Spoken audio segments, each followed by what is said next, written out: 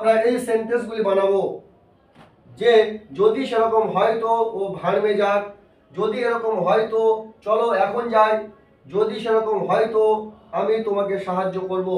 এই সেন্টেন্সগুলি আমরা উপরে দেওয়া এই স্ট্রাকচারটির মাধ্যমে বানাবো। চলুন এখন আমরা দেখে নিই কিভাবে আমরা বানিয়েছি এই স্ট্রাকচার অনুযায়ী সেন্টেন্সগুলি। স্ট্রাকচারটি হলো প্রথমে if that's the case plus sentence, if that's the case plus sentence. So চলুন আমরা সেন্টেন্সগুলি দেখে নিই। যদি সেরকম হয় তো, ইফ দ্যাটস দ্য কেস, যদি সেরকম হয় তো অথবা যদি এরকম হয় তো, এর জন্য আমরা ব্যবহার করব if that's the case. So যদি সেরকম হয় তো, ইফ দ্যাটস দ্য কেস, ও ভাড়মে যাক, হি go to hell, he go to hell, যদি সেরকম হয় তো ও ভাড়মে যাক। নেক্সট সেন্টেন্স, যদি এরকম হয় তো চলো এখন যাই, যদি এরকম হয় তো চলো এখন যাই। সো যদি এরকম হয় তো এর জন্য আমরা ব্যবহার করেছি if that's the case.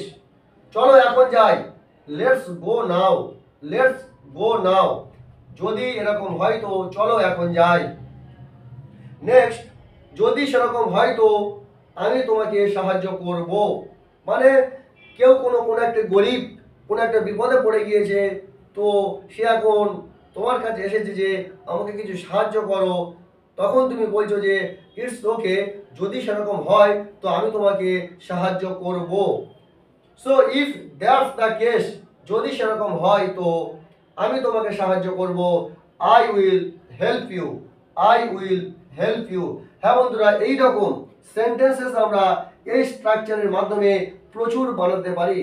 So আপনার জন্য একটি হোমওয়ার্ক, অ্যাকর্ডিং দিস স্ট্রাকচার, এই স্ট্রাকচার অনুযায়ী আপনার জন্য একটি হোমওয়ার্ক যে যদি সেরকম হয় তো আমি অবশ্যই ইংরাজি কথা বলা প্র্যাকটিস করব, যদি সেরকম হয় তো আমি অবশ্যই ইংরাজি কথা বলা প্র্যাকটিস করব।